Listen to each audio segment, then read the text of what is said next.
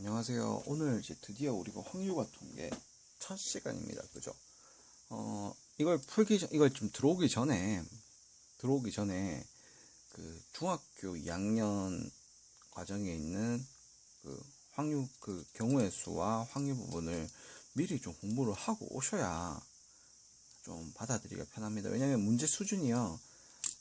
교과서 문제 수준은 그냥 뻔한데, 이제 문제를 풀어가는 사고 과정이라고 해야 되나? 다른 문제집? 그런 게 중학교 2학년 때 너네 이미 공부했잖아. 그러니까 이거 그냥 신경 안 쓰고 갈게라고 설명되어 있는 부분들이 너무 많아요. 그리고 풀 때 그 머리가 사고해야 되는 틀이 좀 몇 개 있거든요. 뭐 주사위를 할 때는 뭐 순서 쌍으로 나타낸다라든지 아니면 표를 그려서 한다라든지 뭐 그런 당연한 것들이 있는데, 그 당연한 것들이 여기 고등학교 과정에서 좀 생략이 돼서 그냥 너무 당연한 거잖아. 이럴 때 이렇게 쓰는 거지 왜? 이렇게 생각하게 됩니다. 그래서 중학교 과정에 딱 교과서나 문제집을 풀고 오면은 그때 어떤 게 있냐면, 이럴 때는 이렇게 하는 게 편해 라고 알려주는 게 있어요.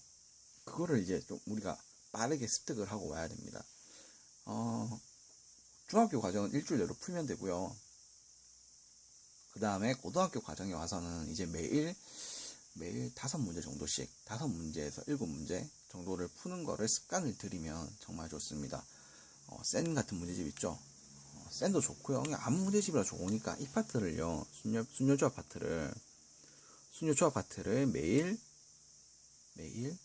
5문제에서 7문제씩 푸는 걸로 감을 계속 유지시켜주면 좋아요. 매일 5에서 7문제 정도. 자, 이제 가면 설명을 시작해보도록 하겠습니다. 경우의 수 파트인데요. 경우의 수 파트는 일단 크게 합의 법칙과 곱의 법칙으로 나눠져 있습니다. 합의 법칙과 곱의 법칙으로 나눠져 있고, 이 두 개가 별표로 치면요, 별표 100개짜리고 또 별표 100개짜리입니다.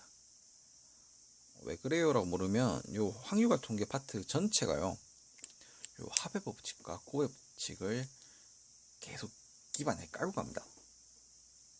그냥 계속 더하는 거랑 곱하는 거에 대해서 의미 부여를 해야 됩니다. 어떻게 그럴 수가 있나요? 라고 하면은 제가 이제 설명을 드려야죠. 어떻게 그렇게 해야 하는가? 그렇게 해야 되는 이유는 뭔가? 제가 설명을 드릴 건데, 어떤 선생님들 같은 경우에는 이 경우의 수 파트만 하더라도 1시간 이상 투자하시는 분들이 많아요. 한두 시간 정도. 그만큼 중요합니다. 그런데 일단 그건 이제 문제를 풀면서 자, 이런 경우가 있기 때문에 이게 중요한 거야 라고 얘기를 해주시는데, 그렇게 해도 참 좋은 방법이라고 생각을 하는데, 개인적으로. 그런데 그랬을 때는 좀 난이도가 좀 있는 수업이 되고요. 난이도가 좀 있는 수업이 되고, 일단 쉽게 교과서 수준만 일단 풀어가도 되기 때문에, 그렇게 이제 막 난이도가 있는 수업을 하게 되면, 좀, 안 그래도 지금 제가 일주일 동안 한번 풀어보세요 라고 했는데, 그것도 제대로 안 하고 온 학생들이 많을 건데, 그죠? 강의가 몇 군데 올라가기 때문에 유튜브도 올라가고, 뭐 블로그도 올라가고, 뭐 따로 가야 하는 학생한테도 올라가기 때문에, 분명히 제가 이걸 일주일 동안 안 풀고 온 걸, 많이 안 풀고 온 학생들이 많다는 걸 제가 알고 있기 때문에, 그런 식으로 수업을 해버리면 이게 좀 처음 진입부터 너무 어려워지기 때문에, 그냥 요 교과서 수준으로 일단 학생들이 그 중하위권 그런 학생들이랑 상위권 학생들이 받아들이는 차이, 이런 걸 보여주면서 제가 이제 좀 그 갭을 좀 메꾸려고 합니다. 일단 합의 법칙이라는 걸 딱 교과서를 공부하고 싶어가지고 보면 딱 이런 얘기가 나옵니다. 두 사건 A, B가 동시에 일어나지 않을 때, 사건 A, B가 일어나는 경우의 수가 각각 N이면 사건 A 또는 사건 B가 일어나는 경우의 수는 N 플러스 N이다. 이렇게 딱 나오는데, 이게 진짜 합의 법칙에 대한 거의 모든 내용이거든요. 그런데 딱 제가 학생들을 보면요, 야, 이거 보니까 니 무슨 생각이 나? 뭐가 기억에 남아? 이러면 애들 다 말하는 게 뭐냐면 N 플러스 N만 기억이 나요 라고 합니다. 그런데 실제로 제일 중요한 부분은 어떤 거냐면요. 실제로 제일 중요한 부분은 두 사건 A, B가 동시에 일어나지 않을 때라는 말이 제일 중요합니다. 실제로는. 근데 이제 이거를 학생들이 잊어먹어 버리면 이제 문제를 틀리거나 아니면 손을 못 대거나 잘못된 방향으로 가는 거죠. 그래서 뭐 그 예시들을 본다라고 하면요, 문제가 뭐 이렇게 나옵니다. 서로 다른 주사위 두 개가 있어. 주사위가 두 개가 있는데 나오는 눈의 수의 합이 나오는 두 눈의 수의 합이 5의 배수가 되래. 그러니까 그 가지수를 구하래. 이게 문제거든요. 그러면 5의 배수가 우리 뭐가 있어요? 5가 있고요. 10이 있고요. 예, 뭐 15가 있는데요. 주사위를 두 개 던져서 우리가 낼 수 있는 숫자는 12까지가 최고이기 때문에 15는 지워져야 되겠죠. 무슨 말인지 이해되죠? 그럼 5를 만드는 건 뭐가 있냐면요, 1, 4가 있을 수가 있고, 그 다음에 2, 3이 있을 수가 있고, 뭐 A 주사위, B 주사위라고 합시다. A 주사위, B 주사위. 그 다음에 A 주사위가 3이 나오고 B 주사위가 2가 나오는 경우가 있을 수가 있고, A 주사위가 4가 나오고 B 주사위가 1이 나오는 경우가 있겠죠. 총 몇 가지 나옵니까? 4가지가 나옵니다. 그죠? 10이 나오는 건 어떤 경우가 있습니까? A 주사위가 4, B 주사위가 6, A 주사위가 5, B 주사위가 5, A 주사위가 6, B 주사위가 4 나오는 경우 말고는 없습니다. 3가지입니다. 그럼 보세요. 요 5가 던졌을 때 만약에 1, 4가 나오면, 그죠? 4, 6이 나올 수가 있습니까? 없죠. 내가 주사위 두 개 딱 던져서 1, 4가 나왔는데 4, 6이 나올 수 있습니까? 없죠. 그러니까 5가 나오는 것과 10이 나오는 거는 서로 동시에 일어나지 않는다라는 거죠. 무슨 말인지 이해되죠? 주사위 딱 던졌는데 1, 4가 나왔어. 그런데 5, 5가 나올 수가 없잖아. 1, 4가 나왔는데 이미. 그럴 때 이제 5로 나오는 거는 그냥 이렇게 나오고요. 10으로 나오는 건 이렇게 나와. 그런데 이제 총 경우의 수가 5의 배수가 되는 건 몇 개라고 했냐고 했으니까 5가 되는 경우랑 10이 되는 경우가 있어.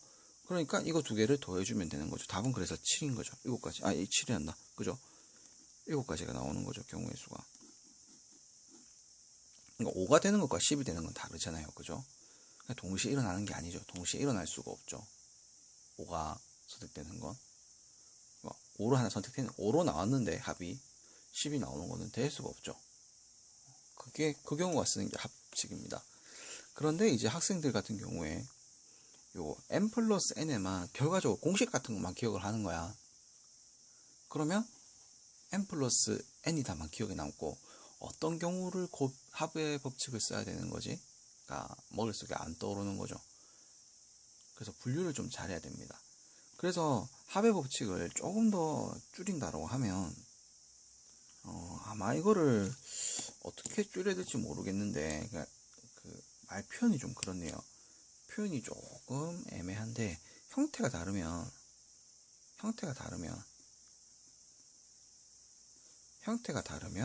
합법칙을 쓴다.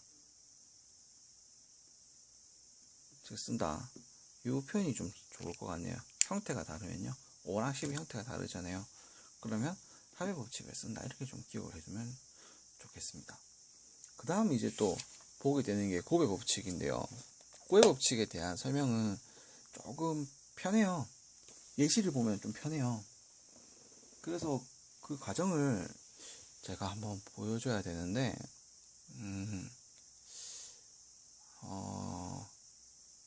이게 또 곱의 법칙에 대한 설명을 써야 되기 때문에 잠시 멈췄다가 오도록 하겠습니다. 곱의 법칙은요, 어떻게 되어 있냐면, 사건 A가 일어나는 경우의 수가 M,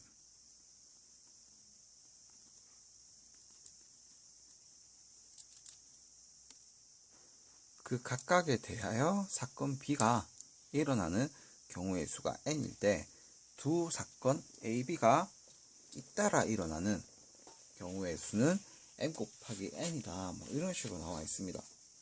그러면 또 이제 학생들 같은 경우에 또 기억에 남는 게 뭐냐라고 물으면 n 곱하기 n이네요. 이렇게 하면 끝나요. 그런데 쌤이 상위권이나 쌤들이 중요하게 여기는 부분은 어디냐면 그 각각에 대하여 라는 표현과 그 다음에 잇따라 일어나는 경우의 수입니다. 이 표현이 만족이 될 때 곱의 법칙이 성립되는 거거든요. 이 표현이 만족이 안 된다라고 하면요, 곱의 법칙이 성립이 안 됩니다. 그러니까 이제 이때까지 저와 같이 수업을 쭉 진행해 보시면 알겠지만 그 사소한 말 하나가 그걸 외우냐 못 외우냐, 그거를 내가 받아들이냐 못 받아들이냐에 따라서 어떻게 됩니까? 그 개념 받아들이는 자체가 달라지니까 문제를 풀 수가 있고 없고로 갈라지죠. 그러니까 이런 사소한 것들이 괜히 있는 게 아니란 말입니다. 교과서 같은데 나와 있는 말 중에서 버려 먹어야 될 그런 말은 잘 없어요. 이런 정의나 설명을 하는 과정은. 뭐 증명하는 과정에서는 뭐 증명 같은 거는 외워도 되는 게 있고 안 외워도 되는 게 있기 때문에 문제를 푸는 데 있어서 뭐 날려버릴 거 날려버려도 되는데, 여기 딱 정의를 설명해둔 부분은 요 정의 때문에 문제를 내는 경우가 많습니다. 그러니까 이제 그런 것들을 조금 참고해 주시면 좋고, 이게 이제 그 교과서 같은 걸 보면 뭐 중학교 교과서 마찬가지겠지만 어떤 걸로 이게 설명이 되냐면요, 이렇게 설명이 됩니다. 옷이 옷으로 할까요? 옷으로 하지 말고 그냥 이걸로 할게요. 집이고요, 학교가 있는데 학교가 있는데 요 중간에 뭐 문구점이 있다고 쳐요. 문구점. 그럼 집에서 문구점을 가는 가지수가 4가지가 있고 4가지 방법이 있고요. 문구점에서 학교 가는 방법이 2가지가 있다고 합시다. 그러면 이제 집에서 학교까지 가는 방법의 개수는 몇 가지인가요?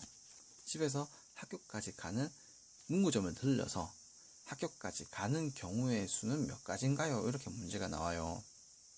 그러면 일단 뭐 지금 이 정도면 숫자가 쉬우니까 그냥 다 일일이 계산해 보면 되는데, 나중에 되면 이런 손 계산으로 안 되는 부분이 나온단 말이죠. 그래서 여기서부터 개념을 좀 잡고 가야 되는 건데, 이렇게 되겠죠. 집에서 문구점을 갔다가 문구점에서 학교 가는 건 2가지, 여기서도 2가지, 여기서도 2가지, 여기서도 2가지이기 때문에 총 8가지가 나옵니다. 그런데 나중에 숫자가 많아지면 이렇게 계산을 못하기 때문에 여기까지 가는 게 몇 개입니까? 라고 물으면 4가지가 나오고요. 여기서 가는 게 몇 가지입니까? 그럼 2가지가 나오고요. 이거 2개 곱하면 얼마가 됩니까? 8이라고 나와서 8가지가 됩니다. 경우의 수가 8가지입니다. 라고 얘기를 할 수 있습니다. 그러면 이 말이 이게 여기에 어떻게 우리가 대응되는지를 한번 봐야 되는 게 제일 중요하거든요. 보세요. 사건 A라고 하면요, 요걸 사건 A라고 합시다. 요걸 사건 B라고 합시다. 자, 집에서 문구점 가는 게 사건 A, 문구점에서 학교까지 가는 게 사건 B입니다. 자, 이럴 때 M이고요. 이게 N이죠. 각각에 대해서. 그러니까 요게 한번 왔으면 이거에 대해서 지금 2가지가 생기죠. 그죠? 이거에 대해서 2가지가 생기죠. 이거에 대해서 2가지가 생기죠. 각각에 대해서 이어지는 거죠. 그죠? 그리고 이렇게 왔다가 이렇게 또 바로 잇따라서 가죠. 그러니까 이어지죠. 과정이 한 틀 안에 묶여 있는 거죠. 그러니까 집에서 학교까지 가야 되는 과정 안에 집에서 문구점 갔다가 문구점에서 학교 가는 과정이 있는 거죠. 요 안에. 그렇기 때문에 이게 n 곱하기 n으로 나오는 겁니다. 합사건이랑은 좀 다르죠. 합사건은 쉽게 말하면 이런 거죠. 합사건은 5가 나오기 시작하면 뭐가 안 돼요? 10이 나올 수가 없죠. 이미 근데 얘는 일단 과정이 집에서 일단 문구점에 갔다가 문구점에서 학교로 가야 되는 거죠. 그죠? 그 차이가 있습니다. 무슨 말인지 아시겠죠? 그런 차이가 있습니다. 합사건이랑 곱사건에는 그런 차이가 있습니다. 이 차이를 여러분들이 지금 이 강의를 통해 가지고 익혀 두셔야 나중에 어떤 문제가 어려운 문제가 나오더라도 우리가 그 생각을 할 수가 있거든요. 근데 이제 요 고의 법칙을 한 부분에서 잇따라 일어난다는 표현 때문에 가끔 뭐 정말 뭐 이게 들렀다가 가는 그런 형태입니까? 라고 물으면 꼭 그렇진 않아요. 꼭 그렇진 않고 방금 전에도 제가 얘기했다시피 한 틀 안에서 일어나는 일이기 때문에 여러분들이 생각을 할 때 이렇게 해주셔야 돼요. 형태가 일단 여기 다름의 합법칙이기 때문에 형태가 같으면 고의 법칙이 쓰이는 거고, 그 구조적으로 형태가 같으면 쓰는 거고, 그 다음에 여기서 여기로 간 게요, 각각에 대해서란 말이 나왔기 때문에 여기서 여기로 갔던 게 여기서 여기로 가는 거 영향을 미칩니까? 안 미치죠. 왜냐면 여기서 여기로 갔으면 무조건 여기로 가야 돼? 라고 물으면 그게 아니라 두 군데 중에 아무 데나 가도 되니까 여기서 여기로 간 사건은 여기서 여기로 가는 거에 사건에 영향이 안 미치죠. 그러니까 각각 서로 영향을 미치지 않고 독립적이죠. 그럴 때 이제 그냥 이렇게 이제 고배 법칙을 쓴다 이겁니다. 지금 이 두 개가 하나 더하는 거, 하나 곱하는 건데, 하나 더하고 곱하는 거에 너무 많은 의미를 부여했어요. 우리가 10분, 20분 가까이 동안 의미를 부여했는데, 물론 이 내용이요, 전부 다 이 합법칙과 고의법칙, 경우의 수를 설명하는 데 있어서 정말 완벽한 그런 개념 충족을 시키지 못해요. 왜냐면 문제가 이렇게 나오면 그 문제에 따라서 스스로 분류를 할 수 있는 능력을 키워야 되거든요. 왜냐면 뭐 우리가 콜라랑 뭐 치토스랑 선칩이랑 맛동산이랑 사이다가 있다 치면 일단 너네 이거부터 분류해봐라고 하면 일단 여러분들은 콜라랑 사이다를 따로, 그 다음에 그런 아까 전에 과자류를 따로 분류를 할 겁니다. 왜 그렇게 분류를 할 수가 있냐면 하나는 액체고 하나는 고체라는 걸 알고 있기 때문에 그대로 분리를 한다는 얘기죠. 그런데 그냥 막상 모르는 애들한테 이건 뭐 덩어리고 이거는 물이야, 그러니까 서로 같은 것끼리 한번 해봐라고 하면요, 처음에 좀 구분하는 거 힘들어해요. 근데 이게 이제 익숙해지면 정말 당연하게 쉽게 구분을 할 겁니다. 나중에는 조금만 더 간다고 치면 뭐 맥주, 소주, 그 다음에 뭐 콜라, 사이다 이렇게 있고, 또 이제 이걸 또 너네가 세분화시켜서 분류해봐라고 하면 같은 액체 내지만 알코올이 들어간 것과 알코올이 들어가지 않은 것들을 또 구분해낼 수도 있을 거라는 거죠. 그래서 이게 처음에는 좀 어려울 수가 있어요. 막 문제 풀고 하는 거에 있어서. 그런데 어느 정도 그 중학교 과정 문제집을 좀 풀고 올라온다고 하면 좀 당연한 걸로 돼버리거든요. 왜 이게 이렇게 곱해지는지, 왜 이게 더해지는지 스스로는 설명을 못하지만 너무 당연하게 됩니다. 그러면 요 당연하게 되는 과정까지 오면요, 이제 문과 기준으로는 한 2등급 내지 3등급 초반대로 오고요. 근데 그 당연한 것도 설명을 할 수가 있으면 1등급 반열로 올라옵니다. 자, 여기까지 이제 일단 마치도록 하고요. 다음 시간에는 이제 순열에 대해서 한번 배워보도록 하겠습니다.